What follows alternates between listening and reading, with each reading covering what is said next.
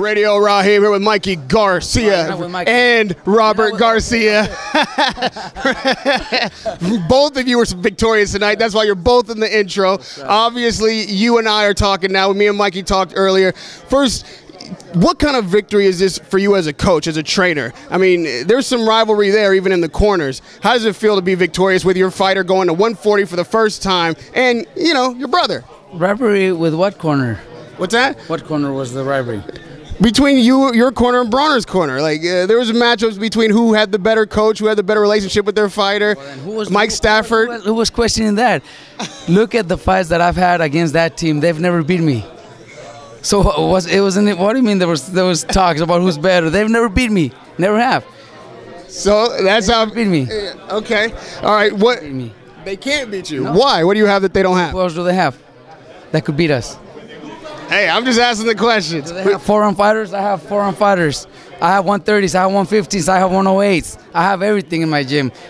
Who do they have that could beat me?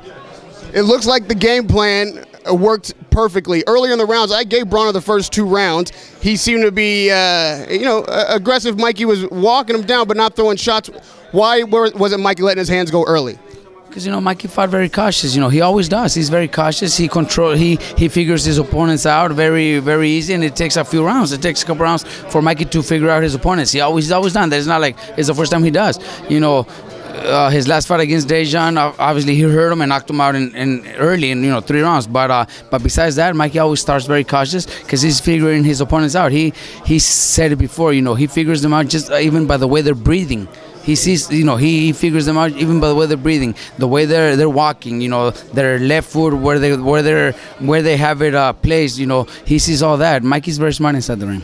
Were you at all concerned about the power? He was touching Broner, but not really backing him up. It didn't look like he was hurting Broner. So at any point were you concerned that when Broner came on, the power differential might go his way? Look, during the breaks, there was a few rounds where I asked him, you got hit with a right hand or whatever, and he always told me, no, I didn't feel anything, so we were not concerned. But definitely, at the end of the last few rounds, I know, because Maidana told me, Broner finishes very strong. He hurt Maidana in the late rounds, the 11th and 12th round, he hurt him. He dropped Sean Porter in the 12th round, so he has power into the late rounds. So we definitely told Mikey to fight very smart those last 3 rounds and keep him busy. Stay active, stay busy throwing punches. That way we don't give Broner the opportunity to throw his hard punches.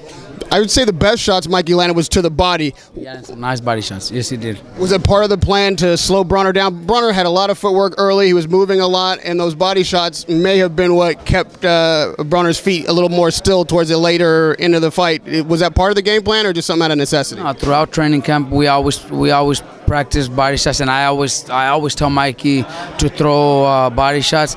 I think he could have thrown a little bit more. Mikey's not really a body puncher, but this time around he threw more than he normally does in fights. I would have liked him to throw even more. Later in the fight, like last 3 rounds, Broner had some flurries. He had some big shots. Were you at all concerned that, like he dropped Porter in the 12th round, that this could happen to Mikey? And what was the game plan in the corner at that point? Look, not at all. There was no concerns because every break I would ask Mikey, and he said no, I don't feel any power. So there was no concerns. There is that that one punch that you don't see that could hurt you, and it's happened to everybody. So yes, we were telling Mikey to be very careful, to throw more punches, to throw combinations, 3-4 punch combinations. That way, we prevent Broner from throwing the punches that he wants. He looked great tonight, beating a guy who is very good and a guy who looked good tonight. But at 140 pounds, it doesn't look like he's maybe got the power to deal with guys who really hit hard there. Do you think that 35 is a better weight for him, or could he campaign at 40 against like a Broner, or against like a Crawford, or even a step up to Thurman and Garcia? Like, just like Mikey said, he felt strong. He felt that he had his power, but obviously the fighters are bigger, the fighters are stronger, so it's gonna be harder to knock them out.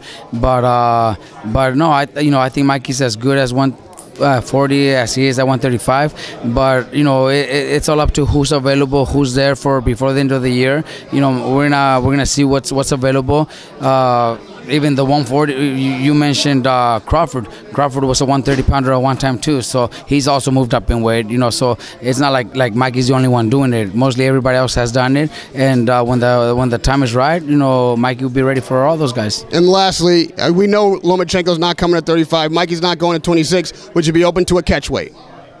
135. Mikey's the champion at 135. Lomachenko has said he wants to move up to 135. So why would Mikey fight at a catch weight? You know, but that, you know, that's not going to happen. You know, even though he said it, his manager always calls me and tells me that we should start promoting the fight, but they're definitely not going to do it. They're fighting a featherweight that just got beat. You know, that tells you the answer. You really don't believe that Lomachenko means he wants that fight? He says he wants it. Of course he says it, and every fighter says they want it. You know, Lomachenko might say he wants to fight Triple G, you know, because that's what he'll say. You know, and he does have great skills. I still consider him my best. Yeah, that's my favorite fighter, my favorite active fighter right now, because I love the way he fights. I love his skills, but he's just, you know, too small for Mikey. Radio Raheem with Robert Garcia, victorious tonight with Mikey Garcia at the Barclay. Wonderful performance from you. Clearly, I guess you have no rivals. Radio Raheem with Robert Garcia.